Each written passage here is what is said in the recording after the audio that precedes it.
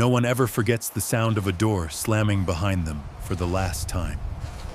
For Ellie Hawkins, that sound echoed long after the battered wagon wheels began grinding up the rocky path out of town, every creak and jolt driving the truth deeper into her bones. She was being exiled, sent away in disgrace before the sun had even cleared the dust from the church steeple. In the thin, pale dawn, every shadow stretched long and mean. The world turned cold to a girl who'd once believed it could hold her. Ellie pressed her hands over the swell of her stomach. Beneath her threadbare coat, the life growing inside her gave a stubborn little kick, as if to remind her she wasn't as alone as she felt. She squeezed her eyes shut and pictured her mother's face, worn, worried, lips pressed thin to hide any sign of sympathy. Ma hadn't dared offer so much as a whispered goodbye. Not with Reverend Hawkins looming in the hall, jaw clenched and fists tight around his worn Bible, judgment burning brighter than any lantern. "You'll be safe there, if you mind yourself." His voice still rang in Ellie's ears, cold as a gravestone. "You have shamed this family enough." The wagon stopped. The driver, hired for a few coins and a favor, didn't look at her. He unloaded her single battered trunk and pointed with his chin to the squat, lonely cabin perched on the ridge.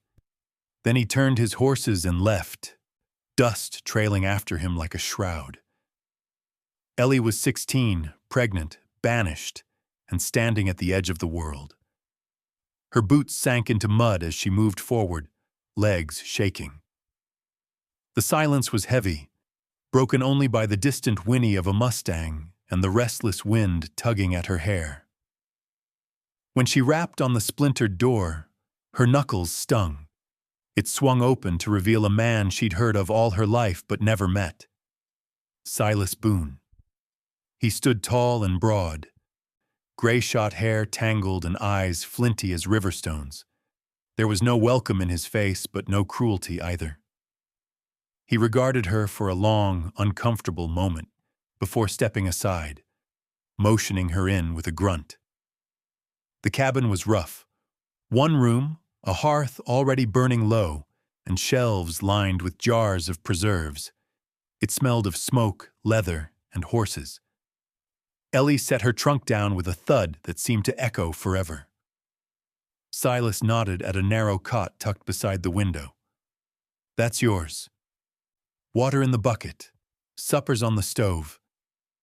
She hesitated, heart pounding, half expecting him to turn her out. But he only returned to his work at the table, whittling a piece of wood in the lamp's glow, back straight and silent as the ridge itself. Ellie sat, numb. She listened to her own shallow breaths, the distant howl of coyotes, the crackle of the fire. Every sound was sharper in the emptiness, every memory more painful. She thought of her father's sermon the night before, how he'd thundered about sin and shame, the whole town's eyes boring into her as she shrank into the church pew. She remembered the hasty gathering of her belongings in the dark, the fear in her mother's eyes, the icy certainty that nothing would ever be the same. That first night, Ellie didn't sleep. She stared at the ceiling and counted every creak of the old beams, every shift of Silas's boots across the floor. She watched the firelight flicker, casting tall, twisting shadows on the walls. Her mind raced. How would she survive?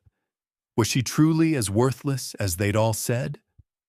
What kind of future could a girl like her have out here, with nothing but shame for company and a baby on the way?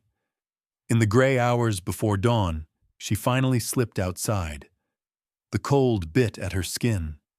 The ridge fell away steeply, wild and untamed, with nothing but endless sky above and a tangled sea of sagebrush and rocks below. Ellie stared out, tears burning behind her eyes. She wanted to scream, to run, to claw her way back to some sense of safety, but there was nowhere left to go. A sudden movement caught her eye. a flash of white among the shadows. Down in the hollow, a band of mustangs grazed, untamed and beautiful, steam rising from their backs in the morning chill. Silas stood near them, moving slow and steady, hand outstretched. The horses shied but did not bolt. Ellie watched, transfixed. As Silas coaxed the youngest, a pale colt, closer. His voice was low, his movements gentle. For a moment, the colt touched its nose to his palm. Then it whinnied and danced away, vanishing into the brush. Silas glanced up and saw Ellie watching. He didn't wave or call her over, but something in his gaze softened, a flicker of understanding, or maybe pity. Ellie wasn't sure, but for the first time since being cast out, she felt the faintest thread of hope, as fragile as dawn light on the ridge. She went back inside, pulled the thin blanket over her shoulders, and curled around her belly. Her world was broken, but the day was new. Out here, at the end of everything she'd known, maybe something different could begin. Ellie's first days on Broken Arrow Ridge moved slowly, stitched together by awkward silences, cold winds, and the constant ache of loneliness. She and Silas Boone shared the same cramped cabin but felt worlds apart, like two stray dogs forced to share the same patch of dirt. The only thing they seemed to share was a stubborn refusal to talk about the past, or about each other. Silas rarely spoke. When he did, his words came rough and practical. Directions to the well, reminders to keep the fire burning, warnings about wildcats in the hills. He moved through the small cabin with a kind of careful discipline, boots never thudding, never slamming a door, as if he'd learned to take up as little space as possible. He left at dawn most mornings, striding out into the wilds where the mustangs ran free, returning long after the sun had begun to sink. Ellie watched him from the window, sometimes hugging her knees on the sagging cot. She was angry, at her father, at the world, even at Silas for the simple crime of existing while she suffered. She tried more than once to leave. The first time, she packed her few clothes into her trunk, wrapped bread and cheese in a rag, and set out down the muddy path before daylight. Her shoes, old hand-me-downs, mended so many times, barely made it a mile before the heel snapped and the road turned to a stream from the previous night's storm. She slipped, tumbled into the mud, and burst into frustrated tears, rage boiling up in her chest. She stumbled back, half frozen and dripping, to find Silas at the stove, ladling stew into two battered bowls. He didn't say a word about her failed escape. He just nodded toward the fire and pushed a bowl across the table. Ellie wanted to throw it at the wall, but hunger got the better of her pride. She ate in silence, shivering, and Silas slid a worn pair of boots toward her. Heavy men's boots, but dry and whole. The next day she tried again, this time waiting for Silas to leave before sneaking out the back. She climbed the ridge, heart pounding, determined to get as far from that cabin as she could. But the land itself seemed determined to keep her. A sudden storm rolled in, black clouds swallowing the sky. Lightning cracked over the hills, and rain fell so fast it turned the trails to rivers. Ellie huddled under a ledge for hours, soaked to the skin, her resolve dissolving like paper in the rain. She returned after dark, limping and defeated, to find Silas had left a lantern burning on the porch and a blanket folded by the fire. Again he said nothing, just nodded and continued mending a bridle by lamplight. The next morning, she found her shoes drying by the stove, freshly patched, soles reinforced with scraps of old leather. She stared at them for a long time, throat tight, fighting the urge to cry. If Silas had wanted to hurt her, he'd had plenty of chances, but he never raised his voice or hand. He moved through each day with a quiet competence, splitting wood, hauling water, tending to the horses, never asking for thanks or offering comfort. Ellie found herself watching him, studying the way he gentled a wild animal with a steady hand and calm words. She realized she hadn't seen him smile, not once. Some nights, when the wind howled through the cracks in the walls and her belly twisted with fear, Ellie listened to Silas move quietly around the cabin, checking locks, banking the fire, setting out a cup of water at her bedside. She pretended to be asleep, but inside she wondered if maybe kindness could be as silent as loneliness. Days passed. Ellie's anger cooled into something like resignation. She swept the floor, patched holes in her own dresses, and tried to keep busy. The baby inside her grew restless, kicking and shifting, reminding her that she was not alone. Not really. One afternoon, when the sky was a clear, impossible blue, Silas gestured for her to follow him outside. Warily, Ellie obeyed. He led her to the paddock behind the cabin, where a young Mustang colt, bone white with a streak of gray in his mane, stood trembling, eyes wide. Silas handed Ellie a handful of oats. She hesitated, then held her palm out. The colt sniffed, then nudged her hand, warm breath tickling her skin. "He's gentle," Silas murmured, voice gruff. "But scared. Just like you, I guess." Ellie blinked, surprised by the words, and even more by the softness in them. She stroked the colt's neck, feeling something in her own chest begin to loosen. Just a little.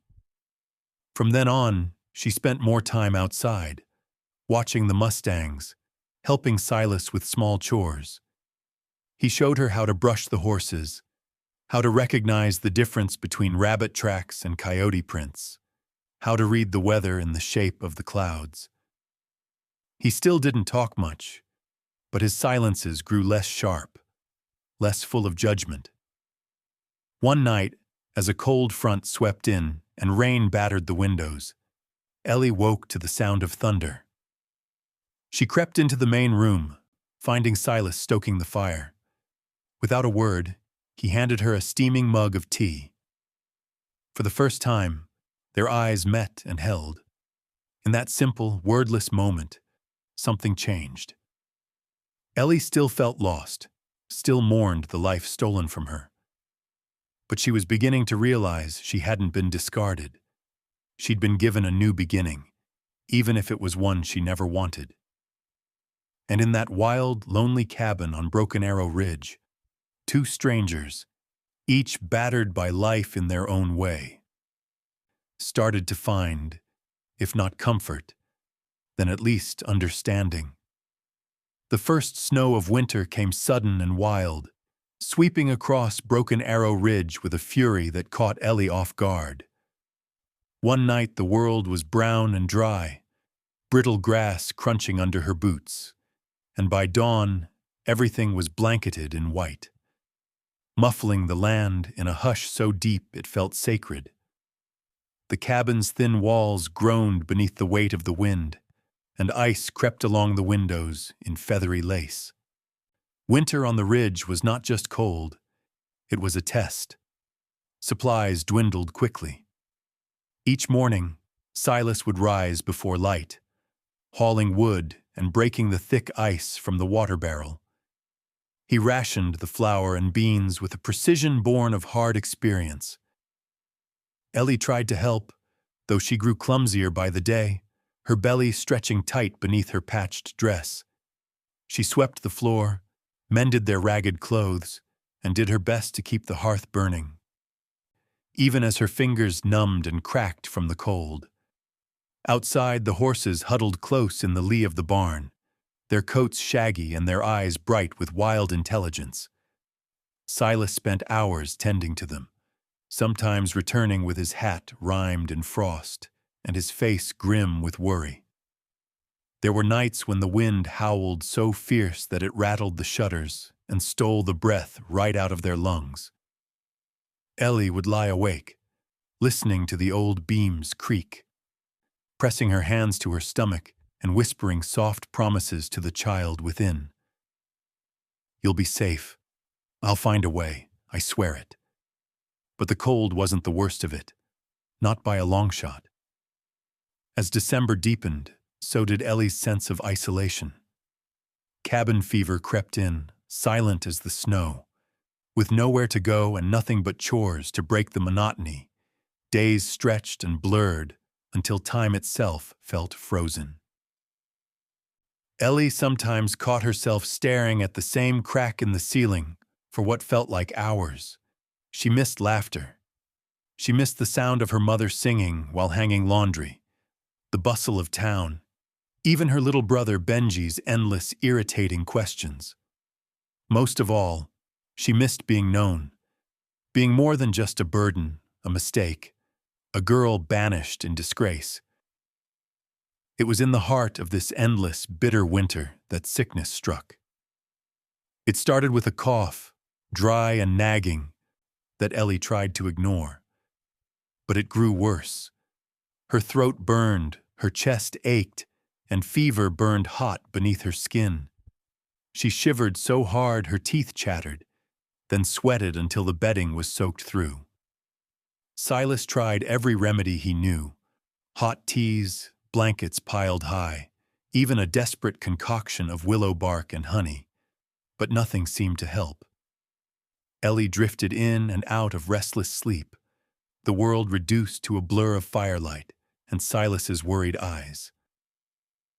She thought she heard him talking to her sometimes, his voice gentle for once, but the words slipped away like water through her fingers. The pain in her chest tightened, her breath coming in shallow gasps. She clung to consciousness by sheer will, refusing to let the sickness steal what little she had left. On the third day, as the storm outside reached its peak, Silas made a decision. He bundled Ellie in every blanket and coat they had, tucked a knife into his belt, and strapped on his thickest boots. He told her he was going for help. There was a traveling doctor who sometimes rode the mountain roads, patching up miners and trappers for miles around. The journey was dangerous, the wind so fierce it threatened to blow a man clear off the ridge. But Silas didn't hesitate. "I'll be back before dark," he said, voice steady but eyes betraying a flicker of fear. "You just hold on, Ellie. Don't you give up, you hear me?"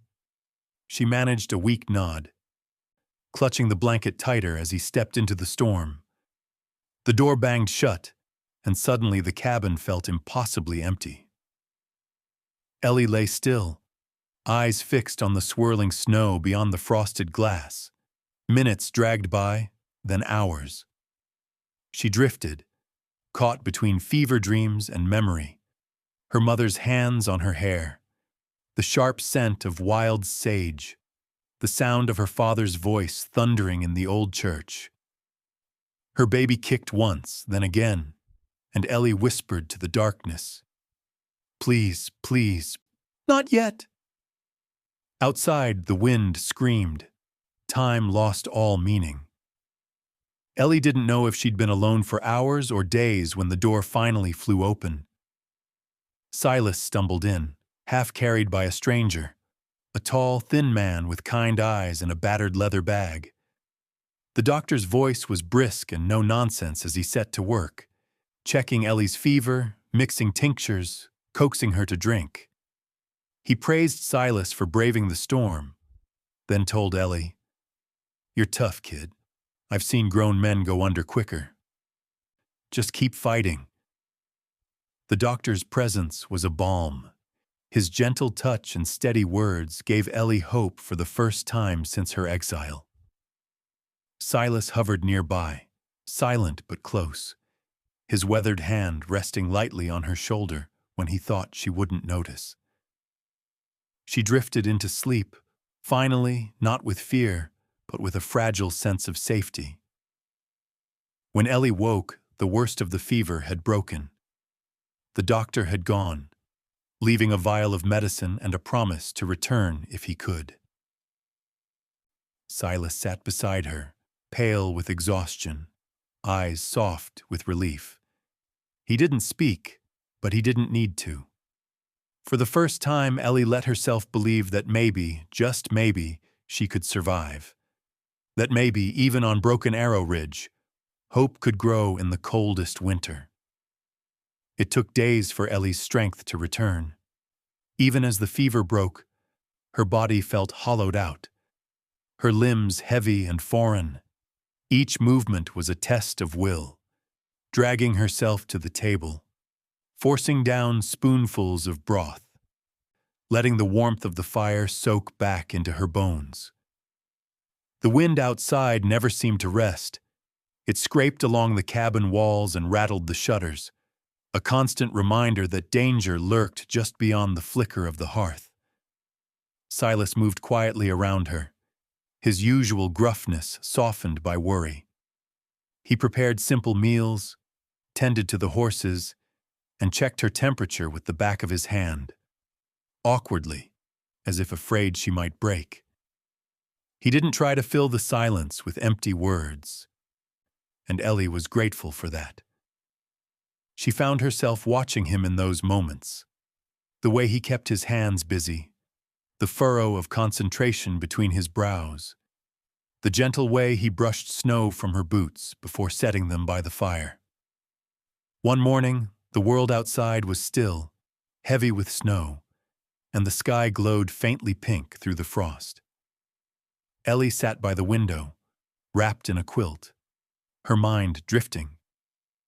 She was halfway between sleep and waking when a sharp pain lanced through her belly, so sudden and fierce that she cried out, the sound startling her as much as the pain itself. Silas was at her side in an instant. "Ellie, what's wrong?" She shook her head, breath coming fast. "The baby. Something's wrong." A fresh wave of pain crashed over her, stealing the air from her lungs, where flowed up her throat, wild, choking panic. All the old sermons about punishment and shame. All her father's cold eyes and her mother's secret tears, they crashed down on her in a rush. Was this the price she would pay for her mistakes? Would she lose the only piece of hope she had left? Silas knelt in front of her, voice low and steady. "Breathe, Ellie, in and out, slow. Can you do that?"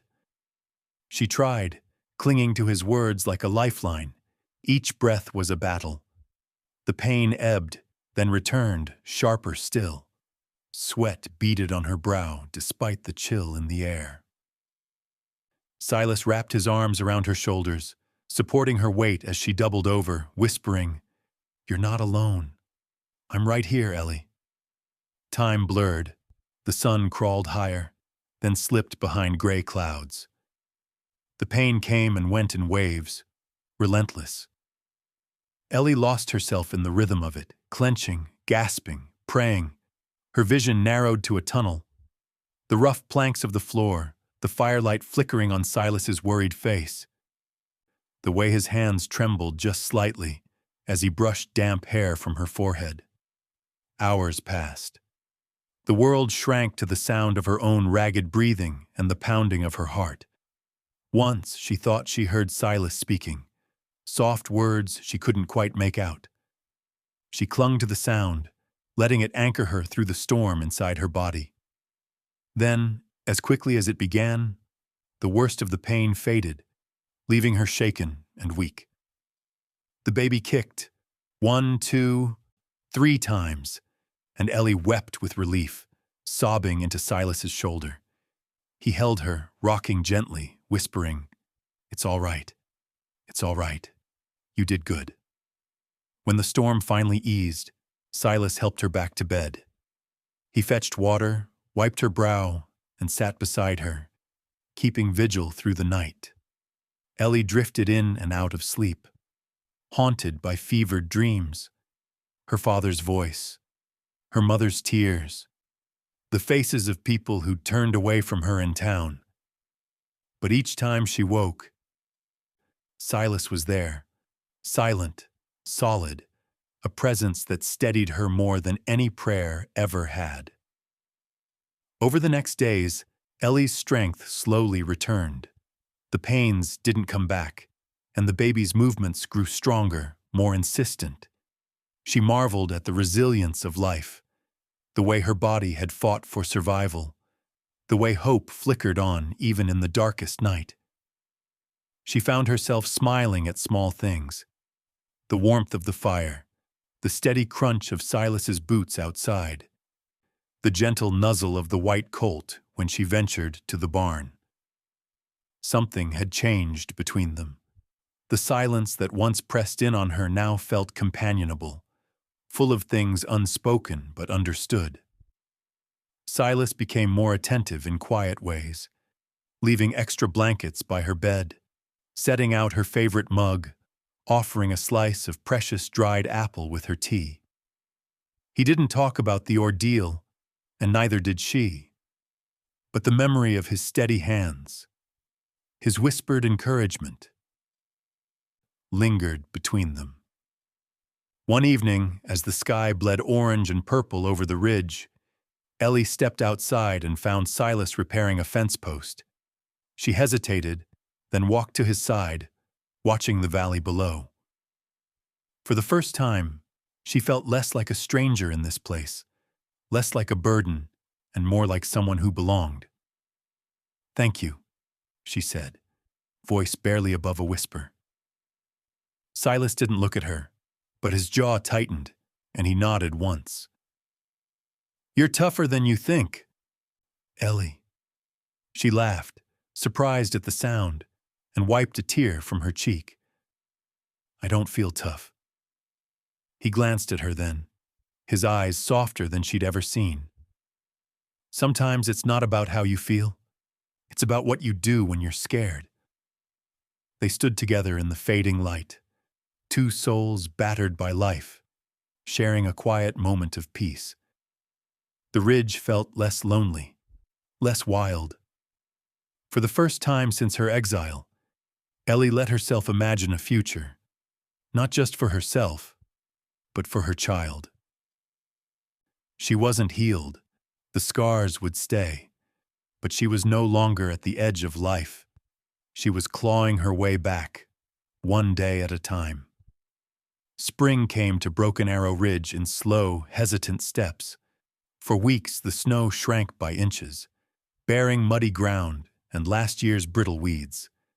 Here and there, green shoots pushed through frost-bitten earth, and birdsong returned, timid at first and then riotous, as if making up for lost time.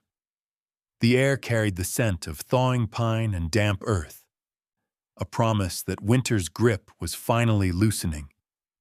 Ellie grew heavy with child, her body aching and cumbersome, but her spirit felt lighter than it had in months. Her cheeks flushed with color as she walked outside, arms braced against her back, face lifted to the pale, warming sun. Silas gave her more freedom now, letting her rest when needed, but also inviting her to help with the horses or plant potatoes in the little patch behind the cabin. The colt, once shy, followed Ellie everywhere, nuzzling her hands and snorting curiously at her rounded belly. Some evenings, she and Silas would sit on the cabin's rickety porch, watching the last golden light pour down the valley. Sometimes they spoke about horses, weather, the stubbornness of potato plants. More often they sat in silence, sipping weak tea, each lost in thought but somehow content in each other's company. A fragile, genuine routine grew between them, built on small kindnesses and hard-won trust. Then, one stormy night in late April, Ellie woke to a pain that was deeper and sharper than anything she'd ever felt before. It doubled her over, stealing her breath. At first, she thought it would pass, but then another wave hit, and she cried out. panic and anticipation crashing over her in equal measure. Silas rushed to her side. He didn't waste time with questions or reassurances. He simply acted, gathering towels, boiling water, finding every scrap of cloth they owned. Rain lashed the cabin, and thunder rolled down the ridge, making the world outside feel impossibly far away. Inside, time twisted and stretched.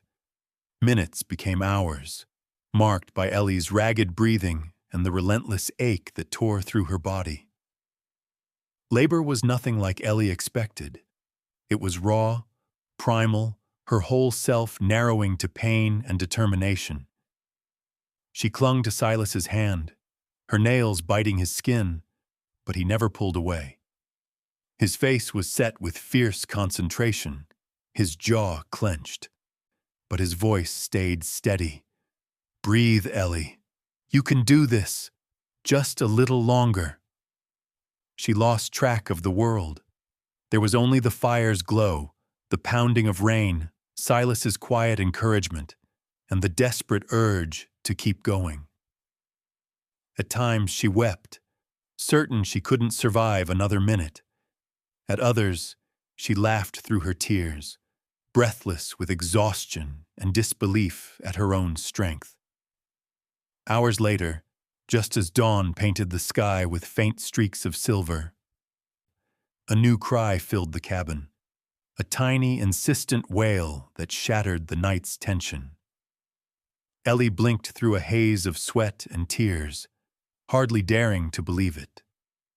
Silas wrapped the baby in a clean towel, his big hands trembling as he passed the bundle to Ellie. "She's here, Ellie. You did it.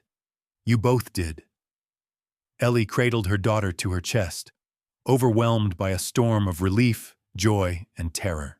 The baby was impossibly small, red-faced, and furious, with a shock of dark hair and fists curled tight as pebbles. Ellie pressed her lips to the tiny forehead, sobbing with gratitude and wonder. For the first time, she truly understood what it meant to fight for something bigger than herself. They named the child Faith. Silas suggested it in his soft, awkward way, explaining, "You held on when there wasn't any hope left. That takes faith." Ellie agreed, the name feeling right, like a promise she could hold on to in the darkest nights. The days that followed blurred into a gentle, exhausting rhythm. Ellie learned to nurse Faith, marveling at her daughter's hunger, the way tiny fingers gripped her thumb with astonishing strength. Silas proved more helpful than Ellie could have imagined. He cooked hearty meals, rocked the baby when Ellie's arms grew tired, and kept the fire burning through chilly spring nights. If Faith fussed, Silas would hum softly, old trail songs, wordless and comforting, until the cabin filled with peace. As Ellie recovered, she found herself laughing more often. She laughed when Faith sneezed so violently it startled the colt. She laughed when Silas tried and failed to swaddle the baby, ending up tangled in a mess of blankets. She laughed at herself, clumsy and new at motherhood, and at the absurdity of their little family. A stoic horseman, a disgraced girl, a newborn, and a white colt with a mind of its own. But beneath the laughter was something deeper, a sense of purpose, of belonging. Ellie realized she wasn't just surviving anymore. She was building something. The cabin, once cold and foreign, now echoed with new sounds. Faith's cries, Ellie's singing, Silas's quiet laughter. Even the horses seemed to sense the change, nickering at the window whenever Faith's wails pierced the night. One afternoon, as the ridge basked in sunlight and wildflowers painted the meadow, Ellie rocked Faith on the porch and watched Silas teaching the colt to accept a bridle. For a moment, everything felt whole. The past, with all its pain and rejection, faded into the distance. Here was a new story, one written with courage, stubborn hope, and the family they were choosing to become. The world was still uncertain. Shadows still loomed on the horizon. But in that fragile spring, Ellie and Silas found laughter, love, and purpose, anchored by a child named Faith, whose first breaths marked the beginning of something precious and rare. The warmth of spring brought color back to the ridge, but Ellie's peace was short-lived. She woke each morning to the sound of Faith's gentle breathing and Silas's steady movements outside. Yet a tremor of unease ran through her days. She told herself the past was behind her, that the world beyond Broken Arrow Ridge no longer had any claim. But deep down, she knew, nothing that old and poisonous ever truly vanished. It was the end of May when trouble found them again. That morning started bright and clear, the air filled with the scent of wildflowers and new grass. Ellie had just coaxed Faith to sleep and was humming to herself while sweeping the porch when she heard it. A rustle in the thicket by the tree line, too heavy to be a rabbit or deer. She straightened, broom still in hand, heart pounding. The horses in the paddock snorted and shifted uneasily. "Silas!" she called, voice sharp. Silas emerged from the barn, pitchfork in hand. He moved with purpose, eyes scanning the woods, every muscle tensed. A long moment passed, heavy with expectation. Then, stumbling from the undergrowth, came a figure so familiar Ellie's heart nearly stopped. "Benji?" Her voice was barely more than a gasp. Her younger brother stood in the clearing, swaying on his feet. He was thinner than she remembered, face pale and streaked with dirt, hair wild and tangled. His clothes were torn, a dark stain spreading across one sleeve. But it was Benji, no doubt. The same crooked grin, the same stubborn set to his jaw. "Ellie!" he managed, and then his knees buckled. She dropped the broom and ran to him, calling Silas as she knelt in the grass. Together, they half-carried, half-dragged Benji into the cabin. His breath came in ragged bursts, his eyes fever-bright. Silas fetched water and bandages while Ellie cut away the filthy sleeve. A shallow but nasty cut ran along Benji's forearm, angry and red. "What happened?" she whispered, dabbing the wound with trembling hands. Benji tried to smile, but it twisted into a grimace. "I ran, Elle. Couldn't stay. Not after what he did to you. Pa's gone off the deep end. He's looking for you. Says you've got to pay for your sins. Says the baby's his to raise, not yours. He's got the sheriff on his side now. Fenton. Whole lot of the townsfolk, too." Ellie felt the color drain from her face. The words landed like stones, heavy and cold. For a moment, all she could do was stare at her little brother, her lifeline to the world she'd lost, now just as much an exile as she was.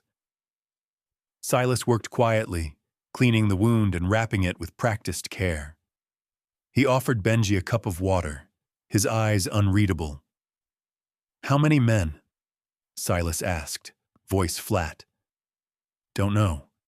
Maybe 6, maybe more. Sheriff's promising gold for anyone brings you in, Elle. Says you're dangerous. Pa's got folks believing you're possessed. Or worse. Town's turning ugly." Silas looked at Ellie, his jaw set. "We knew this might happen." Ellie nodded, cradling Faith close. Fear clawed at her chest, but she pushed it down. "We're not giving her up, Silas. I'd rather die." He nodded, a rare fire lighting his eyes. "No one's taking her. Not as long as I'm breathing." The next hours were a blur of preparation. Silas and Benji checked every window and door, securing the cabin as best they could. Ellie gathered what supplies she could, packing food, water, and spare clothes. The horses were saddled, the white colt corralled with extra oats. Faith slept soundly through it all, oblivious to the storm gathering around her. As dusk fell, Benji told them everything he knew. Their father had changed since Ellie left, grown harsher, more desperate. Some said he was drinking again, that he'd taken to preaching on street corners, raving about sin and divine punishment. Sheriff Fenton, always eager for power, had latched on to the old man's crusade, whipping up fear and anger in town. It wasn't just about family honor anymore. It was about control, about bending the world to their will. Ellie listened, fists clenched in her lap. She remembered the sting of her father's words, the cold certainty that she would never be forgiven. But now, with Faith asleep in her arms and Benji battered but alive at her side, Ellie felt something stronger than fear, a defiant, protective rage. "We stand together," she said, meeting Silas's gaze. "Whatever comes." Benji managed a weak grin. "That's my sister." Night settled heavy on Broken Arrow Ridge. Silas checked the rifles and loaded his old revolver, placing them within easy reach. Ellie fed Faith and rocked her by the fire, her mind racing with plans and prayers. Benji lay on the cot, eyes half closed, but every so often he'd glance at his sister, a silent question in his gaze. Are we really safe here? As the last coals died and the cabin fell quiet, Ellie sat awake, staring into the darkness. She remembered stories her mother used to tell, of brave women and wild horses, of ridges and rivers no man could conquer. For the first time, she understood the truth behind those tales. Sometimes survival wasn't just about hiding. It was about fighting for what mattered, even when the world tried to take it away. Ellie pressed a kiss to Faith's head and whispered, "I won't let them hurt you. Not now. Not ever." Outside, a coyote howled, and the shadows pressed close. But inside the cabin, with Silas and Benji at her side and Faith curled safe in her arms, Ellie felt stronger than she ever had before. Whatever storm was coming, they would face it as a family. And this time, she wasn't alone. The moon hung high and cold above Broken Arrow Ridge, washing the land in blue-gray light. Inside the cabin, every breath was held. Ellie sat close to Faith, arms wrapped around her daughter, her gaze fixed on the door as if she could hold the world at bay by sheer force of will. Silas checked the rifle one last time while Benji crouched by the window, eyes scanning the distant tree line. They all knew it was only a matter of time before the posse came. The day had been thick with tension.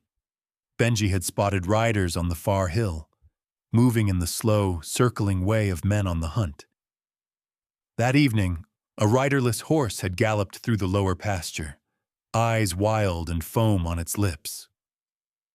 Silas saw it first, and his jaw set with grim resolve. "They're close," he muttered, "and they're coming tonight." As darkness deepened, the sounds of the wild faded, replaced by something far more dangerous.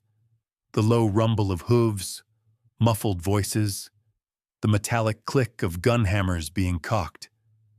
Sheriff Fenton was a man who relished power, and tonight he rode at the front of a pack of angry men, their torches flickering like the eyes of devils as they wound their way up the ridge. Ellie's heart thudded in her chest, but she refused to let fear freeze her. She pressed a kiss to Faith's brow and whispered, "You're safe with me. I promise." Silas knelt beside her, pressing something small and cold into her palm, a key to the trap door beneath the hearth. "If it comes to it, you and Faith go below. Benji and I'll hold them off as long as we can." Ellie nodded, jaw tight. Benji flashed her a nervous grin. Guess I always wanted to play hero. Never figured it'd be for real. Though. The posse arrived in a clamor. Shouts, dogs barking, fists pounding on the door. Fenton's voice, oily and mocking, echoed through the night. Hawkins, we know you're in there. Bring out the girl and the bastard child. This is your last chance to do right by the Lord and your kin. Silas stood tall in the doorway, rifle across his arms, shadowed and solid. This ain't your land, Fenton. You got no right to take what ain't yours. Turn back before someone gets hurt. Fenton sneered. You got 10 minutes before we come in swinging. Inside, Benji yanked up the hearthstone, revealing a narrow, dirt-floored tunnel, the remnants of an old mining shaft Silas had once used to hide his Mustangs from horse thieves. The plan was simple. If the cabin fell, they'd use the tunnels to escape, losing their pursuers in the tangled ravines and rocky gullies only they knew by heart. Ellie hesitated, torn between running and fighting. But when Fenton's men began smashing windows and setting the porch ablaze, she pressed Faith close and slipped into the darkness below, Benji following close behind. The tunnel was low and cold, the air thick with earth and fear. Ellie crawled, cradling Faith, listening to the chaos above. Gunshots, shouts, the groan of timbers as fire took hold. Benji guided her by memory, counting steps and feeling for the notches Silas had carved years ago. Every sound seemed to echo forever. Above, Silas made his stand. He fired warning shots into the air, forcing the men to take cover behind boulders and trees. Fenton howled for blood, his men eager to prove themselves, but Silas was relentless, moving from window to window, never staying in one spot long enough to become a target. As the fire spread, lighting the sky an angry orange, Ellie and Benji reached the tunnel's end, a rusted iron grate that led out into a dry creek bed. They pushed it open and emerged, coughing, into the cool night air. The ridge was alive with shadows, posse members searching, torches bobbing like will-o'-the-wisps. Suddenly, a shape emerged from the darkness, an old friend in the most unexpected form. It was White Feather, the Apache neighbor who lived further down the ridge. He had watched over Silas and his wild horses for years, and tonight, he moved like a ghost between the trees. He beckoned silently, leading Ellie, Benji, and Faith deeper into the scrub, where a small group of his family waited, horses saddled and ready. White Feather spoke quietly. They will not find you tonight. My kin will lead you through the canyon. Go now. Silas will meet you at sunrise.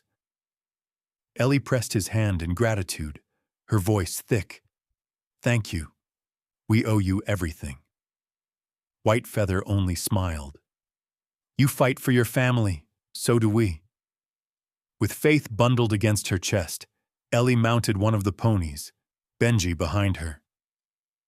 White Feather's people guided them through the maze of rocks and scrub, moving in silence while chaos raged on the ridge above. Gunshots echoed, but they grew fainter with every step. At the edge of the canyon, Ellie glanced back. The cabin was burning, its orange glow stark against the night. For a moment, despair nearly overwhelmed her. Everything they'd built, going up in smoke. But then she remembered Faith's tiny hand gripping her dress, Benji's arm around her shoulders, White Feather's quiet courage, and she knew. Home was more than 4 walls. Home was the fight you carried with you, the people you refused to give up. As dawn broke over the hills, Silas appeared, battered but alive, his silhouette outlined in the new light. He'd escaped through the woods, doubling back to meet them just as White Feather promised. The family reunited in the safety of the canyon, exhausted but unbroken. For now they had survived, but the battle was far from over.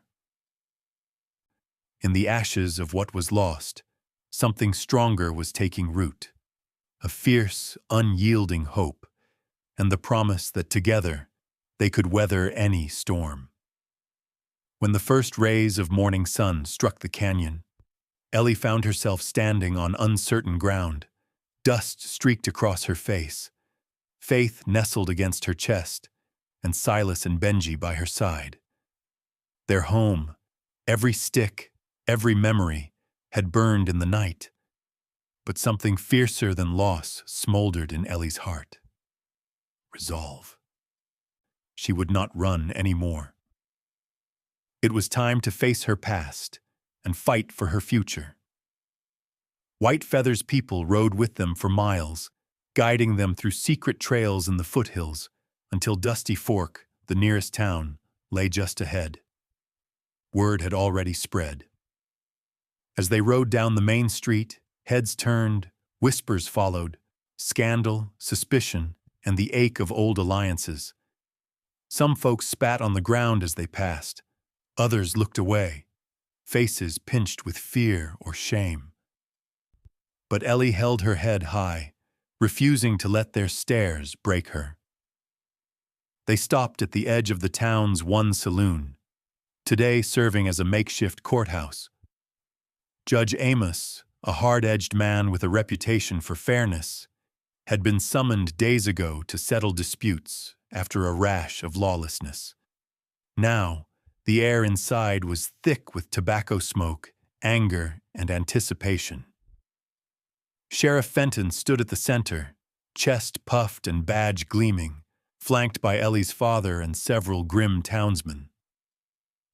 Ellie's hands shook as she entered, but she forced herself to meet her father's eyes. He looked older, more desperate.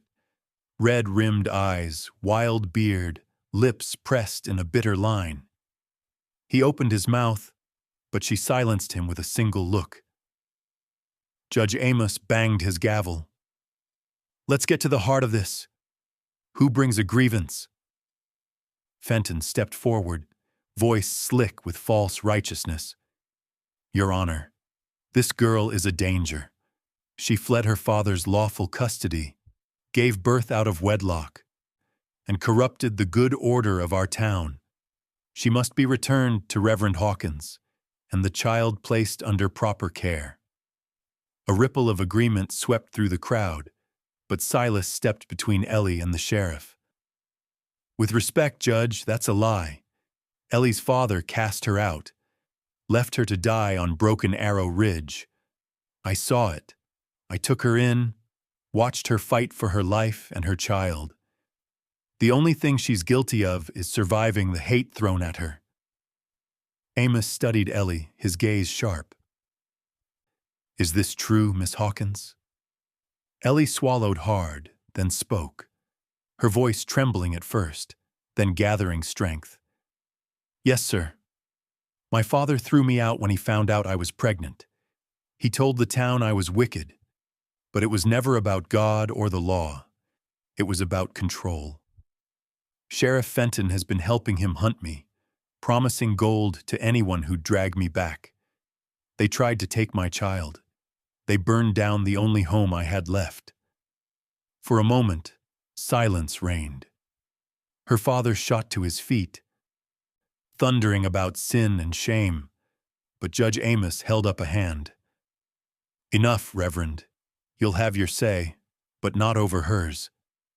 He turned to Benji, who stood up, voice steady despite his trembling hands. "It's all true. Pa used the Bible like a whip. He told the sheriff lies. Folks helped because they were scared, not because it was right." A murmur ran through the crowd. Doubt, shame, a handful of old friends shifting uneasily. Fenton sneered. "She's lying." "That man," he jabbed a finger at Silas, "is an outlaw harboring a fugitive." White Feather stood in the back, arms folded. His quiet presence drew curious stares, but he spoke just once. his words clear and measured. Ellie is no criminal. The only crime here is fear and hate. Judge Amos studied each face. I know this town. I know its darkness. What's on trial today is not just one girl's fate, but the kind of place we choose to be. The Reverend raged, but Amos was unmoved. You left your daughter to die, Reverend. You led men to burn a woman and child from their home. Sheriff Fenton, you incited violence. That's not justice. One by one, witnesses stepped forward. White Feather, a storekeeper who remembered Ellie's exile, an old ranch hand who'd seen the fire on the ridge. The truth unraveled in public, shameful and bright as noon sun. Ellie's father was arrested for inciting violence and endangerment. Sheriff Fenton, shamed and outnumbered, tried to bluster his way free, but Amos was resolute. You have no authority here. You're finished in Dusty Fork. The room burst into arguments and curses, but Ellie stood still, faith cradled in her arms, a trembling victory swelling in her chest. She'd spoken her truth, stood up against power and hate and won, not just for herself, but for every soul in that crowd who'd ever been crushed beneath the weight of others' judgment.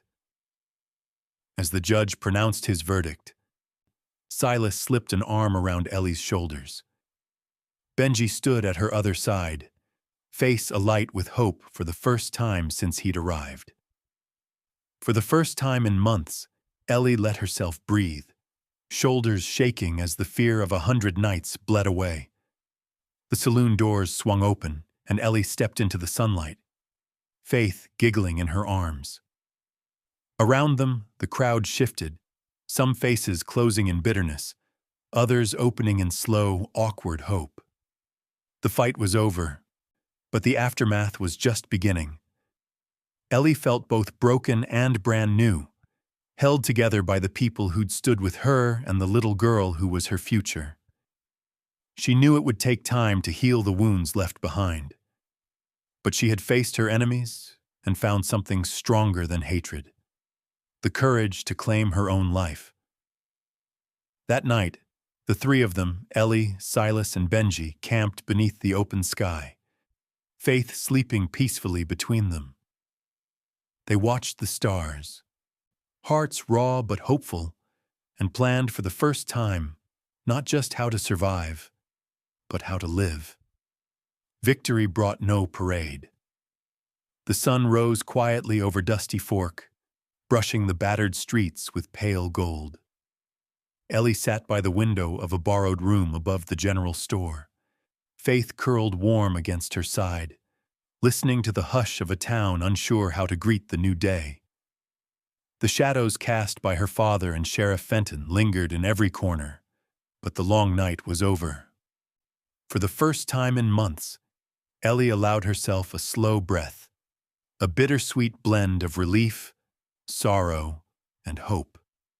Silas knocked softly before entering, careful not to wake Faith. He set a mug of coffee on the table and sat across from Ellie, exhaustion lining his face but a gentle warmth in his eyes. "How are you holding up?" he asked, voice low. Ellie considered the question. "Like I've just survived a storm and now have to sweep out the water." She managed a wry smile. "I never thought it would feel this strange to be safe." He nodded, glancing at Faith, who stretched and yawned, small fists waving. "Safe doesn't mean easy. There's a lot to rebuild." They both fell silent, the weight of what they'd lost and what they'd gained hanging in the quiet. The cabin on Broken Arrow Ridge was gone, ashes scattered on the wind. The old life, with its rigid rules and cruelties, was finished. Yet in that emptiness, something new was taking root. Downstairs, Benji bustled about, helping the storekeeper stock shelves in exchange for a hot meal. He'd grown in the past weeks, a little taller, a little stronger, his eyes less haunted and his laughter more frequent. He found his way into every corner of the makeshift home, chasing after Faith when she fussed, trading stories with townsfolk who looked at him now with hesitant respect instead of suspicion. One afternoon, as Ellie watched Benji carve a toy horse for Faith from a scrap of pine, he caught her gaze and grinned. "Think we'll ever have a place of our own again?" The question hung in the air. Ellie set Faith on her lap and smoothed the baby's hair, the ache of loss mingling with a new spark inside her. "I think we could, if we do it together." The town offered help in fits and starts. Some neighbors donated food or blankets, while others watched from behind lace curtains, unwilling or unable to forget old grievances.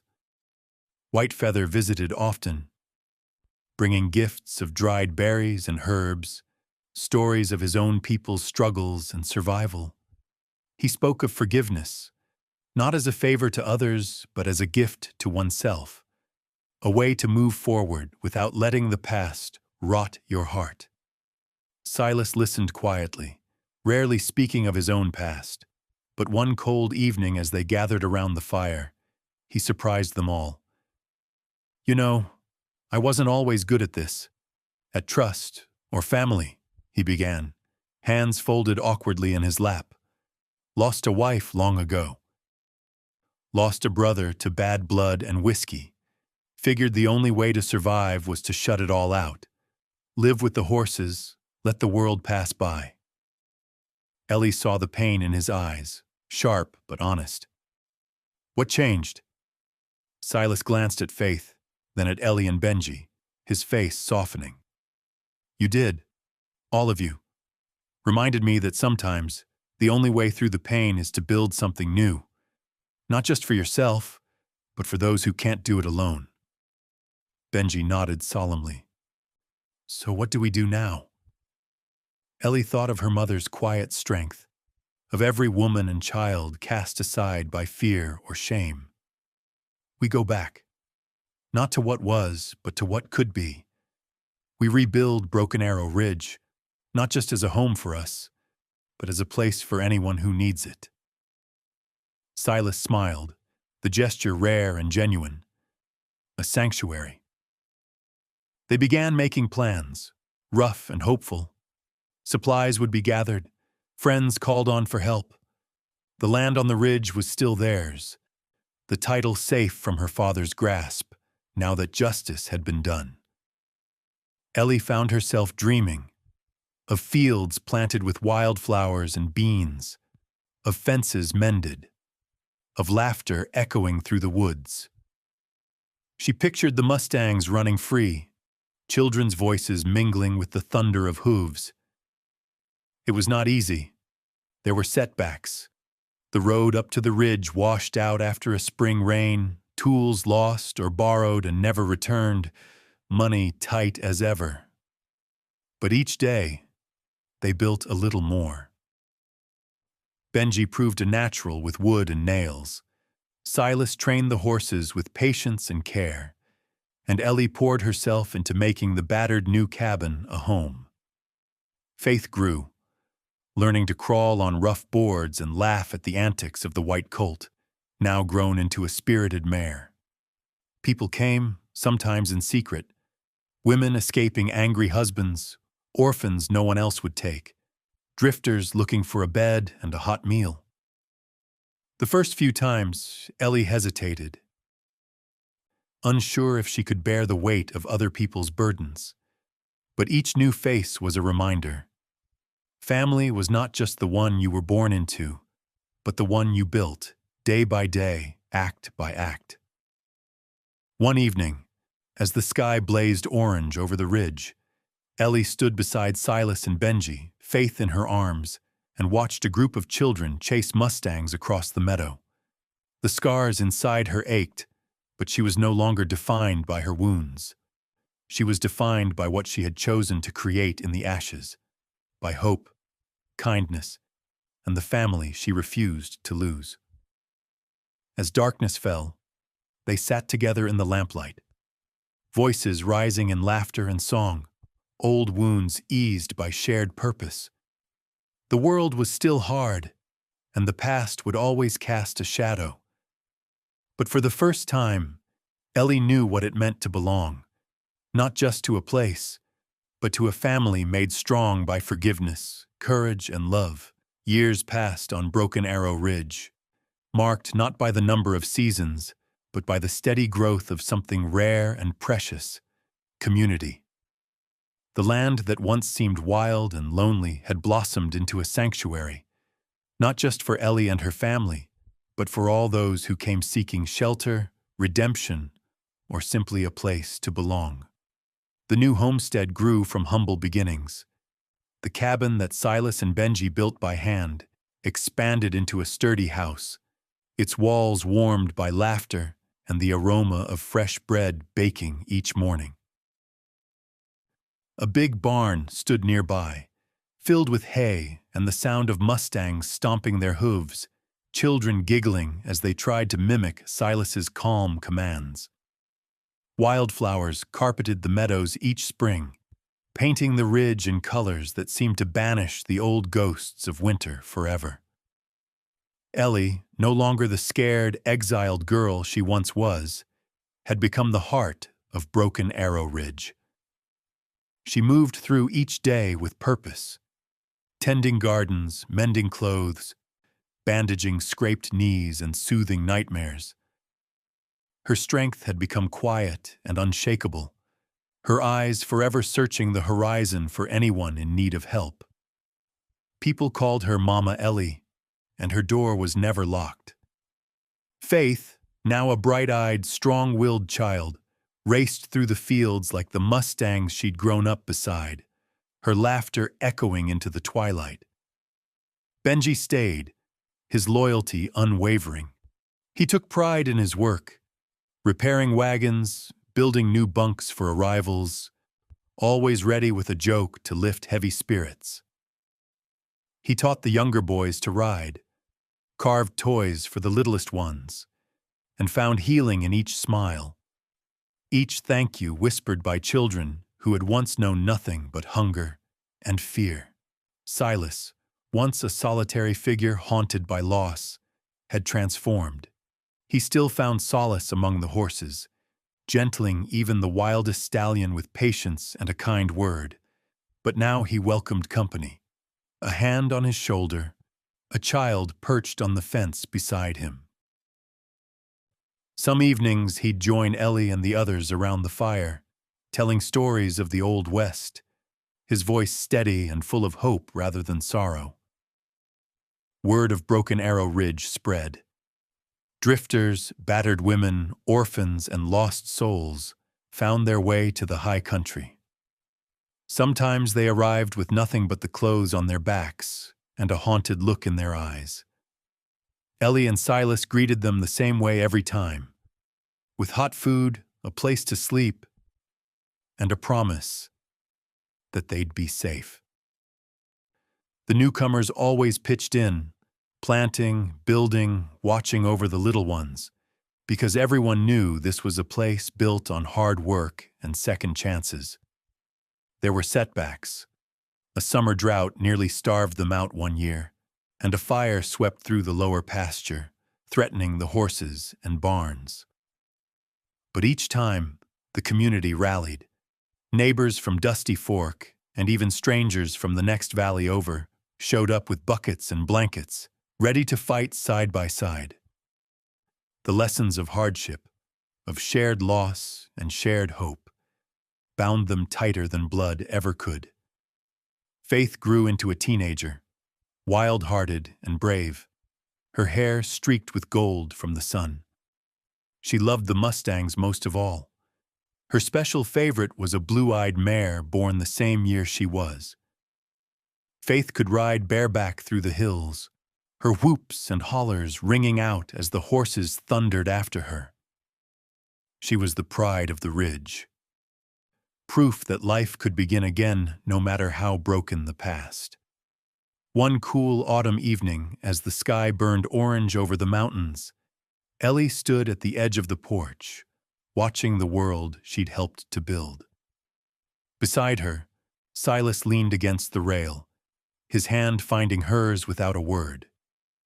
Below them, Benji and a few of the older kids worked together to raise a new fence, their laughter bright as bells. At the gate, a wagon rattled in, a woman and two children, eyes wide with fear. Ellie went to them, her smile gentle, and offered a hand. "Welcome to Broken Arrow Ridge," she said. "You're safe here. Come on in and rest." That night, as dinner was served and the newcomers were settled in with blankets and warm stew, the great room filled with voices, stories told and retold, the air alive with belonging. White Feather, old now but still spry, arrived from the reservation, bringing news, herbs, and quiet wisdom. He sat beside Ellie, his presence grounding as ever. "Looks like you've built a real home," he said quietly. Ellie nodded, her eyes shining. "Not just me, all of us."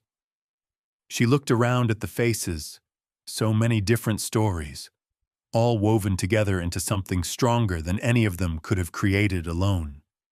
She saw Faith, strong and unafraid, telling a new arrival how to care for the colts.